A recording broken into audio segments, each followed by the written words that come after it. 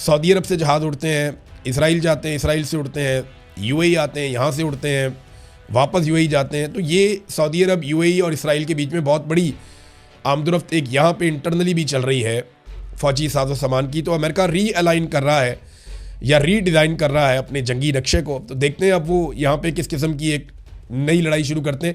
Iran ने बहरहाल यहाँ पे एक बड़ी टेक्निकल धमकी लगाई है, और ईरान ने अब तक जो धमकी लगाई है उसको उन्होंने वक्त आने पर करके भी दिखाया।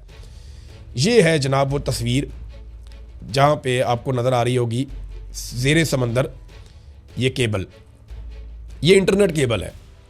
ये इंटरनेट जो है ना अंडर वाटर केबल जाती है, पूरी दुनिया को आपस में जोड़ती है। मैंने आपको एक दफ़ा पहले भी बताया था कि पूरी दुनिया का जो मवासलाती निज़ाम है वो समंदर के ज़रिए से नीचे ज़ेरे समंदर जो है वो केबल्स गई हुई हैं जो मुख्तलिफ ममालिक को आपस में जोड़ती हैं, और पूरी दुनिया मिलकर इसको तवानाई फ़राहम करती है, और जहाँ जहाँ से इसको बिजली मिलती है, इसकी कनेक्टिविटी बढ़ती है, तो हम सब मिलकर इंटरनेट बनाते हैं, जैसा कि मैंने आपको बताया था। तो ये जो ज़ेरे समंदर इंटरनेट केबल है इसको काटने की वार्निंग दे दी है, और ये खलीज फ़ारस में वो कह रहे हैं जी हम काट देंगे। आबना हुरमज़ से वो कहते हैं 7 बड़ी केबल्स गुजरती हैं जो तमाम खलीजी ममालिक को इंटरनेट मुहैया करती हैं। ऐसा हुआ तो सबसे ज़्यादा नुकसान अरब अमारात और बहरीन को होगा। अरब अमारात और बहरीन जो है वो इनका सबसे बड़ा नुकसान होगा, जहाँ अमेरिका के आर्टिफिशियल इंटेलिजेंस के डाटा सेंटर्स हैं।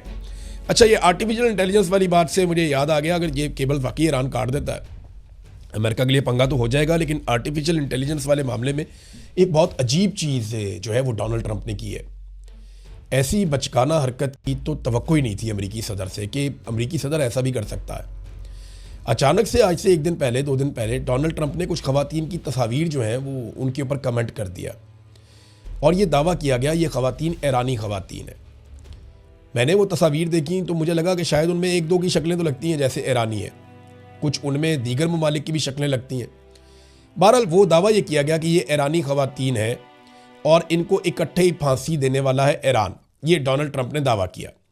तो पहले डोनाल्ड ट्रंप ने ये ट्वीट किया कि इनको कुछ ना कहा जाए, इनको फांसी ना दी जाए, मैं ये मुतालबा करता हूँ। तो इस किस्म के डोनाल्ड ट्रंप ने उस पर ट्वीट कर दिए, पूरी दुनिया में रुला डाल दिया कि ये, और ख़ूबसूरत ख़वातीन दिखाई उसके ऊपर सोशल मीडिया पर, जनाब इनको जनाब ये क्योंकि आज़ाद ज़हन वाली ख़वातीन है तो इनको जनाब अब फांसी देने लगा है ईरान, लिहाजा इनकी फांसी रुकवाने के लिए डोनाल्ड ट्रंप एक्टिव हो गया ताकि दुनिया की हमायत हासिल की जा सके। अब ट्रंप ने उसके ऊपर जो है वो स्टेटमेंट जारी कर दिए। फिर आज ये बड़ा अजीब काम किया डोनाल्ड ट्रंप ने, अचानक से डोनाल्ड ट्रंप ने इन ख़वातीन की तस्वीरें लगाकर दोबारा स्टेटमेंट जारी कर दिया कि आज फांसी होनी थी रात को इन्हें, ये जो गुज़िश्ता रात गुजरी है। डोनाल्ड ट्रंप ने ट्वीट किया कि आज रात को इन्हें फांसी दी जानी चाहिए थी, लेकिन इनमें से 4 को फौरी तौर पर रिहाई मिल रही है, जबकि बाकी 4 को 1 महीने के बाद छोड़ दिया जाएगा। मैं इस बात की बहुत कदर करता हूँ। अमरीकी सदर की हैसियत से मेरे मुतालबे का बड़ा एहतराम किया गया है, और आप सबकी तवज्जो का बहुत शुक्रिया। अब ये इस खबर को मैंने चेक किया कि भाई ये ख़वातीन हैं कहाँ पे, और वाकई में कोई ऐसी ख़वातीन हैं जिनको ईरान में फांसी दी जानी है। देखिए, कुछ अर्सा पहले ईरान ने कुछ गद्दार पकड़े थे, उनका मामला उन्होंने अदालत में अपने सिस्टम में चलाया था, उनमें से कुछ को सज़ा भी मिली है। ईरान जो है वो मौत की सज़ा भी दे लेता है, लेकिन ये ख़वातीन को मैंने बड़ा ढूंढा, मुझे नहीं मिली। और जब मज़ीद इस पर रिसर्च की तो पता चला कि ये तो आर्टिफिशियल इंटेलिजेंस की तस्वीर थी।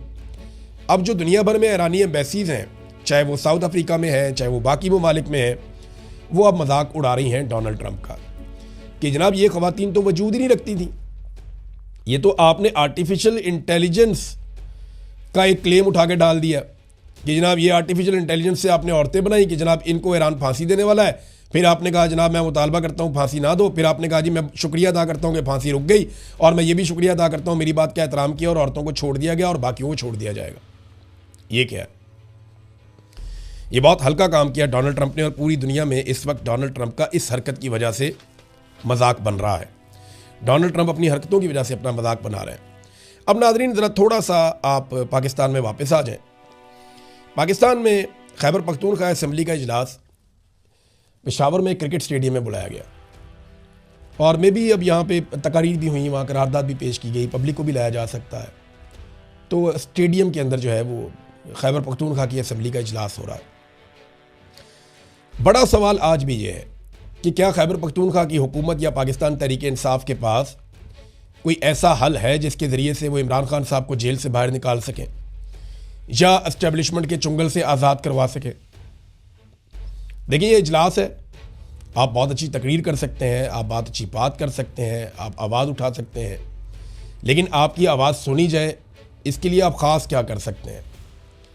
क्या ये घी सीधी उंगली से निकलेगा? इससे पहले सुहेल अफरीदी ने कहा था कि ये सीधी उंगली से घी नहीं निकलेगा, हमें इसके लिए बहुत बड़ी मूवमेंट बनानी पड़ेगी और नौजवानों की ताकत इस्तेमाल करनी पड़ेगी। तो वो ताकत कहाँ है? कहीं किसी को दिखाई दे रही है? सवाल यह है कि इमरान खान साहब तो इस सिस्टम से लड़ रहे हैं, वो तो एस्टेब्लिशमेंट के खिलाफ जंग कर रहे हैं, जबकि दूसरी जानिब से ऐसे कोई तेवर दिखाई नहीं दे रहे, ख़ासतौर पे उनकी जमात की जानिब से।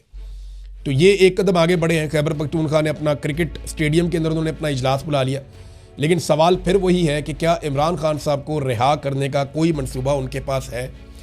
क्योंकि हुकूमत के पास तो मंसूबे हैं और वो कहीं जाने का नहीं सोच रहे। इस वक्त मिलिट्री रिजीम जो है उनका कोई इरादा नहीं है घर जाने का, उनका कोई इरादा नहीं है पाकिस्तान में रूल ऑफ लॉ वापस लाने का, उनका कोई इरादा नहीं है पाकिस्तान में इंसानी हकूक बहाल करने का, या उनका कोई इरादा नहीं है इमरान खान को छोड़ने का।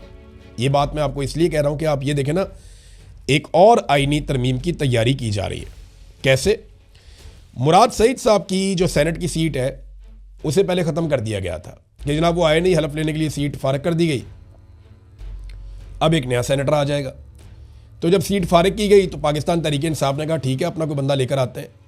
एस्टेब्लिशमेंट के 2-4 बंदे थे मैदान में, वो फारग हो गए। पीटीआई के अंदर दबाव पड़ा कि खान का ख़ास आदमी आएगा।